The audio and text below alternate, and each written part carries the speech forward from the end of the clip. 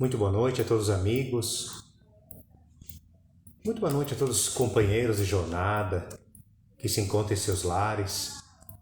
Estamos aqui mais uma vez na nossa querida Sociedade Espírita Jesus Nazaré e convidamos a todos vocês a entrarem conosco em comunhão de pensamentos, ideias para o progresso perante tudo e em nosso progresso espiritual que estamos passando agora. Em especial, dizemos a todos, estamos tomando todos os cuidados, protocolos e todos álcool gel, máscara antes de virem a casa, estamos fazendo essas formas corretas de utilizar o ambiente, nunca esquecendo disso. Mas para nós conversarmos, temos uma conversa entre nós e podemos dividir o conceito desse espiritismo maravilhoso, vamos cerrar nossos olhos e vamos elevar nosso pensamento a Deus e a Jesus, que Ele faça o que é de melhor para nós. Façamos a nossa prece, cerremos nossos olhos, solicitando os amigos de luz que venham nos iluminar nosso coração e nossa vida, nesses momentos tão delicados que estamos passando. Jesus, muito obrigado por tudo. Que Tua luz seja conosco hoje e sempre, nos dando a oportunidade de recuperar o passado e plantar o bem para o futuro. Dá-nos, Senhor, a calma, a paciência e a resignação perante Teus desígnios tão perfeitos, mas com certeza Tu farás sempre o que é de melhor para nós. Muito obrigado, Senhor da vida, por essa oportunidade e que assim seja. Hoje falaremos um tema muito importante, a qual estamos passando todos nós brasileiros, caxienses, todos nós que estamos à terra, resgatando nossos débitos, nessa encarnação especial desse ano 2021, que é a justiça divina. Não é? Então, estamos adentrando um tema que ainda nos coloca aquela dúvida. Existe justiça divina mesmo? Ela está acontecendo? Será que estamos participando desse momento junto? Estamos trilhando um caminho melhor? Não é? Tudo isso.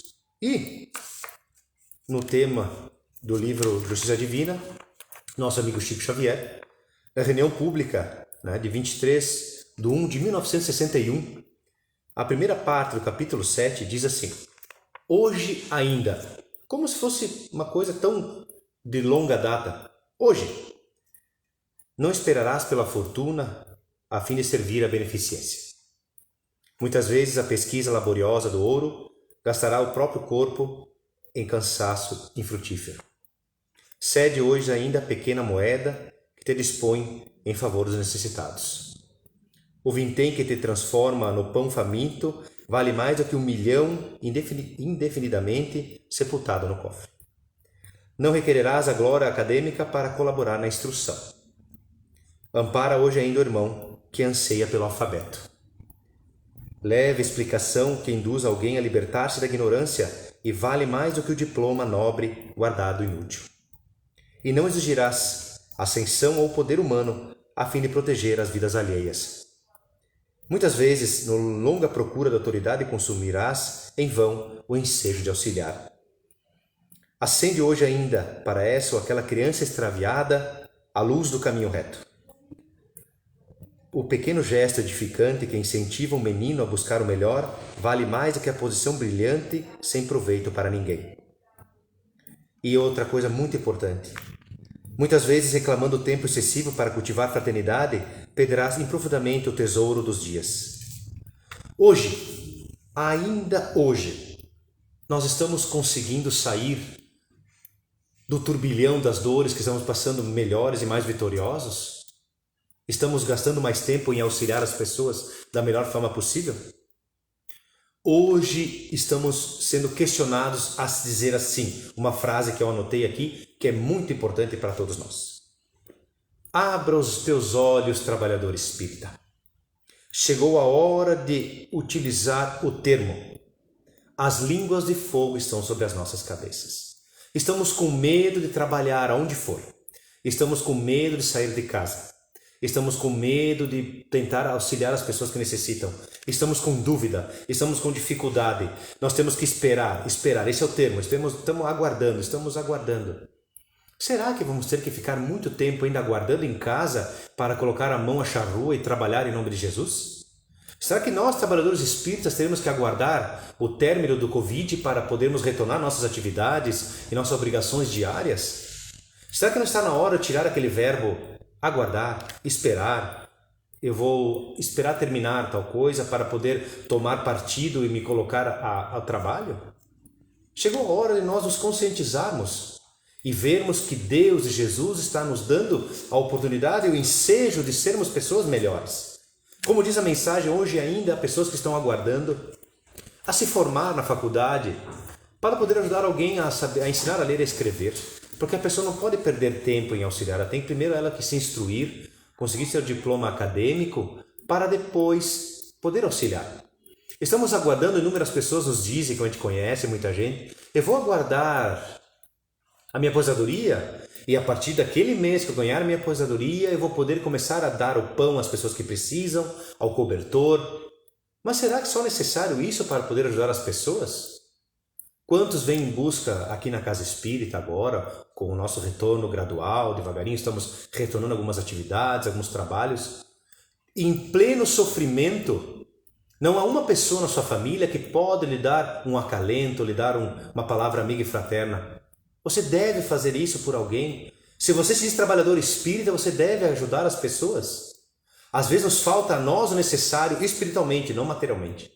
Mas ainda hoje nós temos essa dúvida de ser trabalhador espírita, de ser um trabalhador de Jesus, de ser um bom trabalhador cristão, então dizemos assim. Não, nós não podemos ter mais dúvida, mais dificuldade de entender o livro que me aparece à minha frente, me ensinando, me instruindo. Ele está tentando sanar os meus desvios de conduta que tive do passado. E hoje eu tenho que ter a oportunidade de não errar mais, me fazer-me um ser melhor e não ter dúvida, não ter medo e não ter aquela dificuldade em saber, sairei de casa ou não? Alguém me pede um passe em casa. Será que eu saio em busca daquela pessoa? Será que eu não pegarei o Covid e não morrerei? Os Espíritos vêm nos responder a essa pergunta em instantes. Tudo que há de acontecer a você vai lhe acontecer, mas se não é para você conseguir essa bactéria, você desencarnar por ela, não vai lhe acontecer nada. Claro, temos que ter os cuidados, temos que ter aqueles momentos sim do álcool gel, do lavar de mãos, da máscara, isso, os cuidados continuam os mesmos. Mas você deixar de ajudar alguém por medo, por dúvida, isso você não pode mais.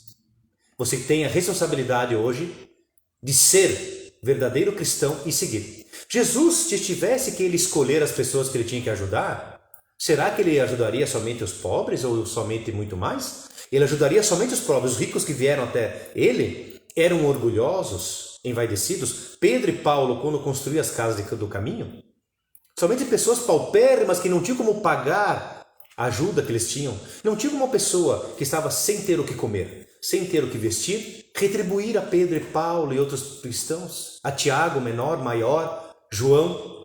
Não tinha como ele ter que fazer esse tipo de atitude de poder retribuir. As pessoas não tinham como devolver isso. Então elas somente faziam aquilo que fazia com que o cristão tivesse mais fé. Uma prece, agradecimento a Deus pelas curas. Estevão, naqueles momentos que ele estava à tribuna, naquela casa do caminho, a primeira, a qual Pedro fundou, curava as pessoas com o toque das mãos, com o olhar, sem medo, sem dúvida.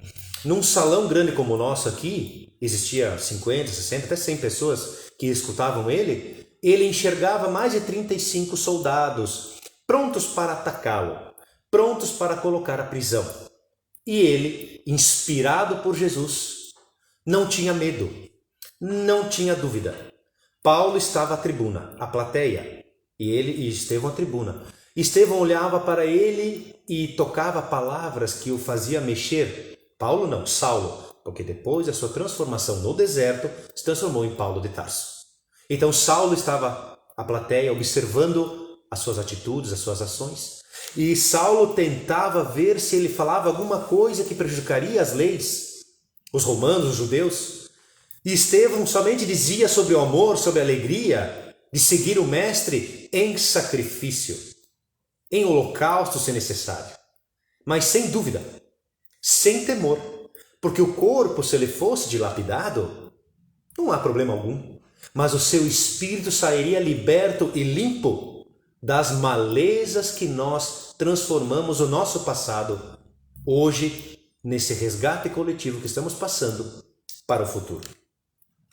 E aqui eu vos digo, nós temos dúvida ainda? Nós temos ainda dificuldade? Será que temos tempo livre para ajudar ou temos que esperar a faculdade encerrar, o Covid passar, eu poder sobrar um pouco mais das minhas bolsas do nosso salário? Ou será que nós não podemos sequer doar 1 quilo de alimento quando nos solicitam na vacinação que está acontecendo?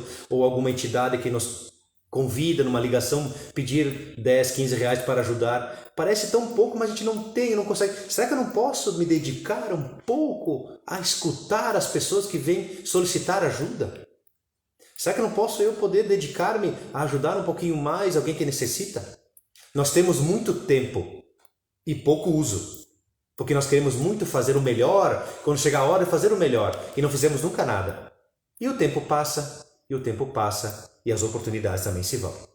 E nós temos que aproveitar os momentos, utilizá-lo para o bem, para o progresso e para a vida. Haroldo Dutra me deu uma frase que eu vou utilizar hoje muito bonita, que as pessoas usam muito nos aplicativos, WhatsApp, Instagram, Face, que é essa: feito é melhor que perfeito. Então, se feito é melhor que perfeito, eu tenho que fazer, eu tenho que me dedicar. Se eu quero aliviar dores das pessoas que estão nos subúrbios onde tem pouco alimento, eu tenho que tentar chegar até elas distribuindo um pedaço de pão, um carinho, uma atenção, uma palavra amiga. Mas se eu esperar os momentos certos, um feriado, algo mais, nunca vai chegar. Porque nós temos que começar a botar a mão ao trabalho, à busca daqueles que necessitam. Nós temos ainda a oportunidade de ter os livros em nossa casa, em nossa biblioteca, na casa espírita, onde nós estivermos, para estudar a doutrina. Por isso nós estamos convidando os trabalhadores para, quando retornarmos às atividades, virem estudar a casa espírita na integração, para poder conhecer melhor Jesus, conhecer melhor Deus e seus propósitos para nós agora.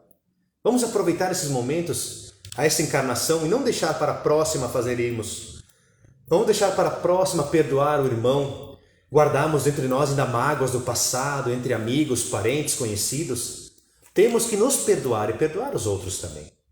Porque se não chegar essa hora, quando é que chegaremos nesse momento? Do outro lado da vida? Se aqui é a hora do trabalho, é o campo, que temos que tirar as mazelas, as raízes profundas de dor e sofrimento?